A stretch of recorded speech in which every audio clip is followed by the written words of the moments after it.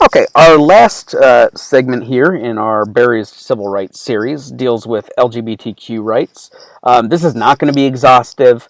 Um, I'm trying to kind of hit the main starting points and the main legal changes. So I'm not going to go through every major event, but I am going to try to give you at least a narrative pathway through the legal applications, just like I've done for the other groups. So probably the event that is characterized as the first major action in the push for LGBTQ civil rights are the Stonewall riots, and a lot like how the Tulsa massacre used to be called the Tulsa race riot, the Stonewall riots were an action that kind of gets perpetrated upon the gay community in New York around one particular nightclub called the Stonewall Inn that was a gay bar in Greenwich Village back in the 1960s. There's a whole fascinating history behind kind of the early gay rights movement in the United States. The Stonewall Inn was run by the mob because it was the only place that would cater to the gay community.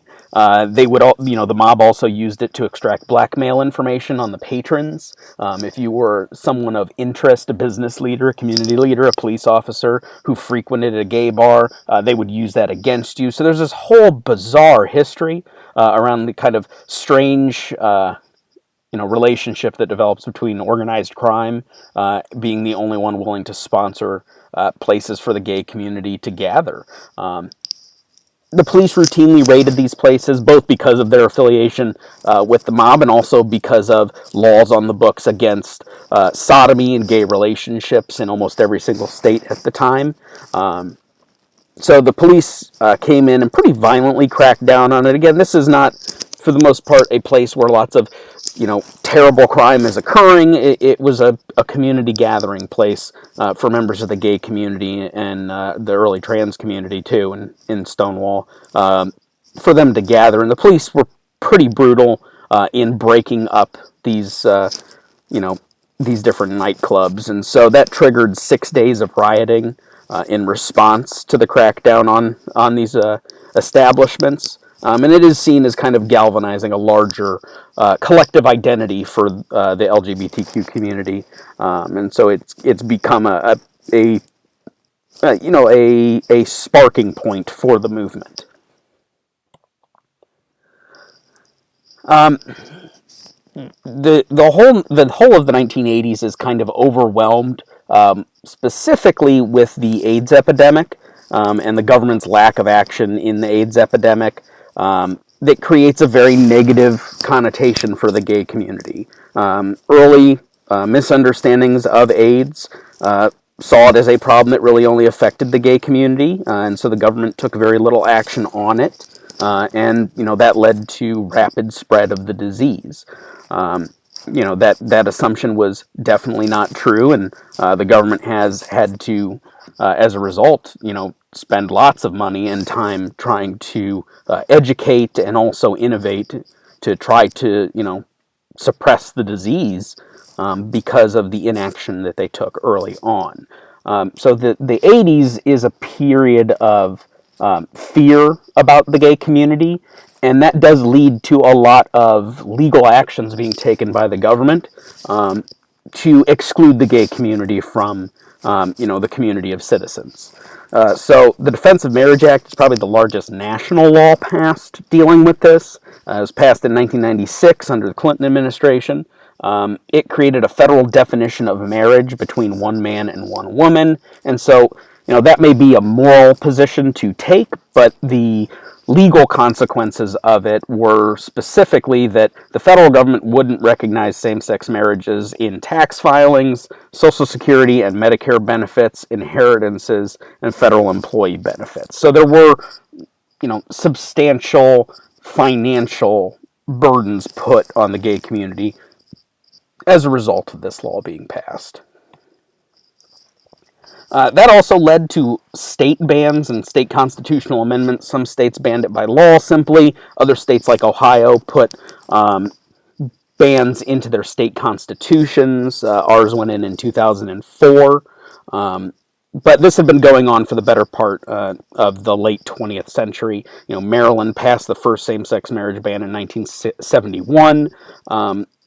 And that was quickly followed by many other states. So here you can see on this map, states in red were states that had some form of legal barrier. The pinstripe states are states that had the existence of maybe a civil union system, so it wasn't a marriage license, but the state would give you legal recognition of your union with each other, and that would give you, the ability to file taxes like a married couple within the state. But again, the Defense of Marriage Act prevented that from happening at the federal level.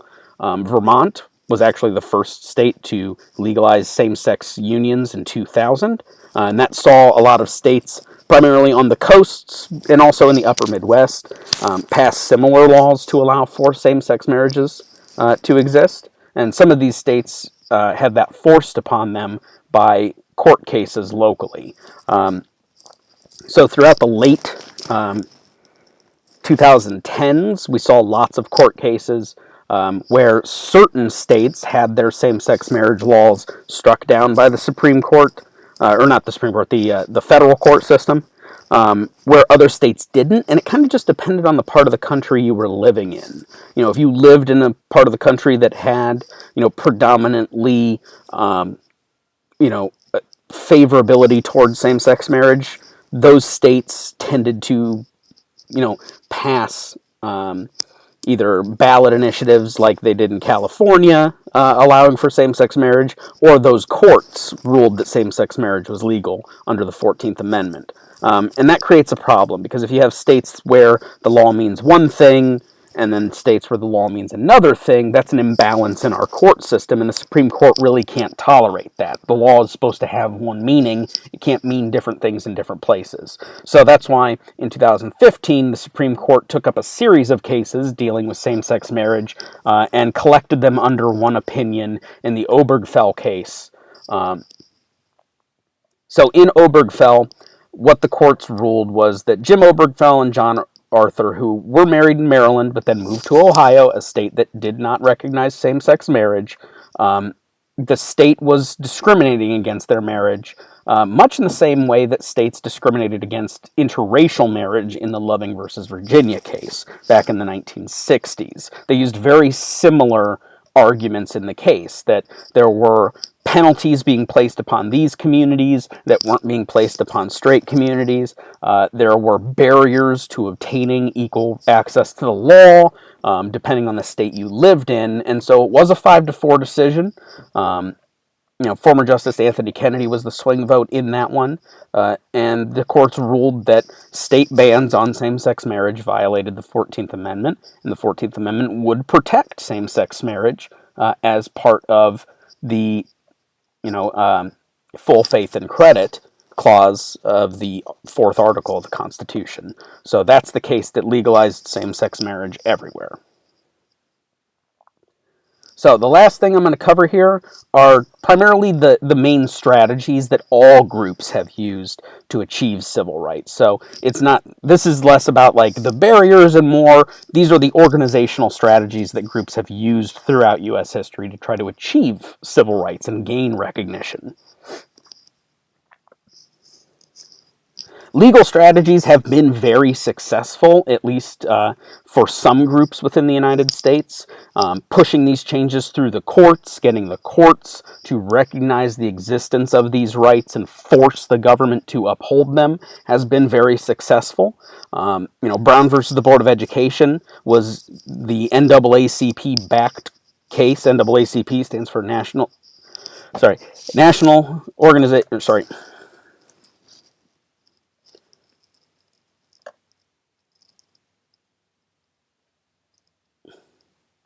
Sorry, my brain just turned off there for a second. The NAACP organized the case. National Association for the Advancement of Colored People is what that stands for. They found a test case in Linda Brown wanting to go to the white school in Topeka, Kansas, and used that case as a vehicle to bring about civil rights change. And it's very similar with the Obergefell case. You can also pursue a legislative strategy. This is really challenging. Groups can push for changes in the law at the state and federal level. The issue with that is, you saw that in the video last week, minorities are by definition a minority. Legislators are driven by majorities. So you have to cultivate a relationship in which the majority of the legislator believes protecting that minority group is politically viable and politically important. And so it's much slower to get a legislative strategy going and to get support within the government for it. It requires large amounts of public pressure. When you read Martin Luther King's letter from a Birmingham jail, his main complaint is kind of the disinterest of unaffected people.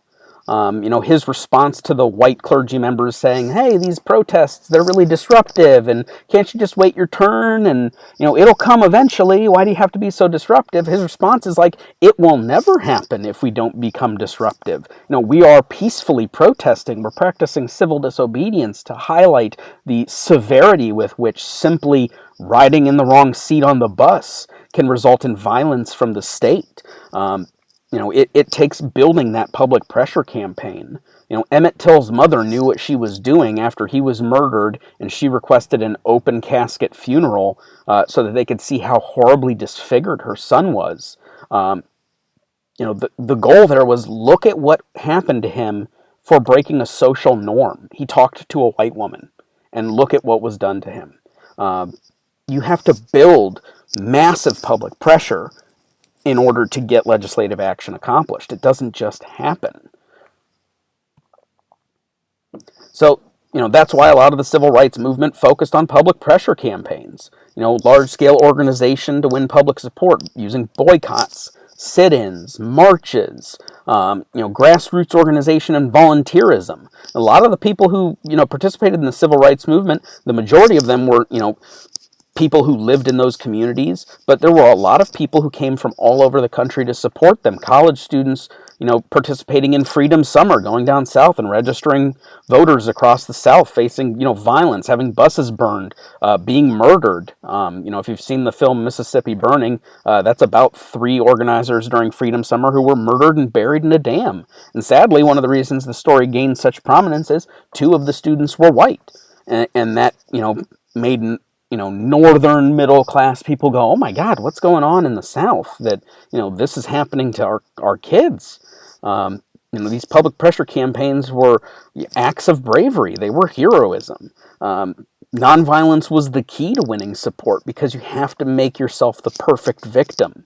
It's really sad, but, everyone's always looking for an excuse to ignore you. If you push for change, change is uncomfortable. And so you have to be the perfect victim. You have to, you see these pictures of protesters getting harassed by people, marchers being sprayed with fire hoses or attacked with police dogs. You can't fight back. You can't look up. You can't mouth off. You've got to be the perfect victim, because if you do anything, it will be used as an excuse to ignore you. These are very challenging, and you can see why some of the earliest successes in the civil rights movement came through pursuing that court strategy and winning those major cases to get the legal recognition, and then pushing the government and pushing the public to accept that as the new reality. So I hope this series of videos has at least showed you that, civil rights was not an easily acceptable concept. It is much more challenging than civil liberties in getting recognition. Civil liberties have a clear constitutional basis. Civil rights, we kind of have to take on a case-by-case basis and a group-by-group basis to identify the harms that are being caused and try to find remedies to them. And that's why civil rights is inherently more controversial. So I hope this shines some light on maybe some things you didn't know, reminded you of things you did know. And that is that.